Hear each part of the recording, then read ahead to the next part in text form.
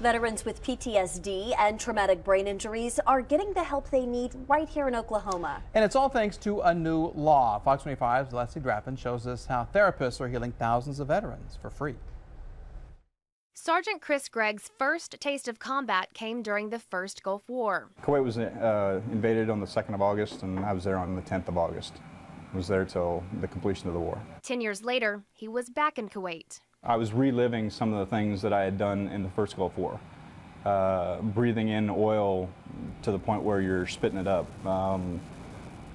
Seeing some of the places that, we had seen, destroyed bodies, not just died, people that have died, but, mutilated bodies. And after I returned home, that's when everything started to really fall apart. Gregg was diagnosed with depression and PTSD. Years of pills, even electroshock therapy, didn't help.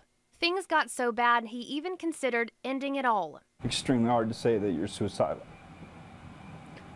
So I would say it was around 5 times that I've been suicidal. One of his worst experiences came while trying to get help at Oklahoma City's VA hospital. The VA doctor told me that he didn't have room for me.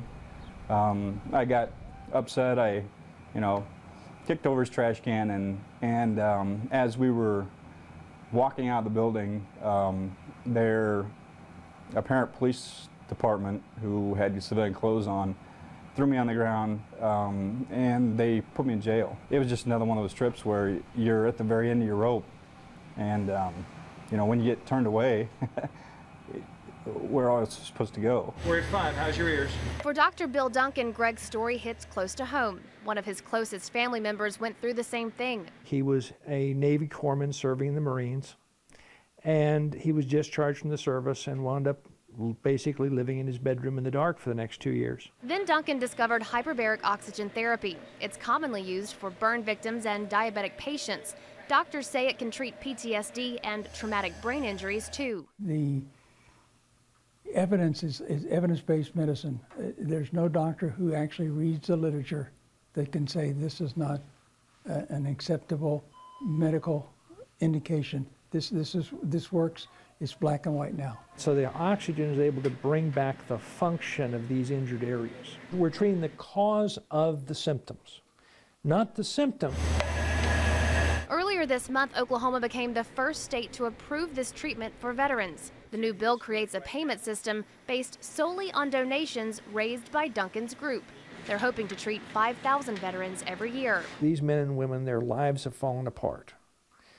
We only have a few years to rescue them. Basically 2 years, their lives are shattered. It will restore hope. It will reduce the suicide rate because there is hope. Right now, veterans like Gregg can go to the Patriot Clinic. It's always open and always free. They told me to come up on a Sunday and said, come on in, we'll take care of you. So, to be able to finally find a place like this that just said, come and we'll treat you, period, has been incredible. Gregg has had 18 treatments. He says one of his biggest problems is already gone. For the first time in 12 years, I'm not taking sleeping medication, so that's been a huge relief, just right there. And now he's looking forward to his future, free from the pain left behind by war.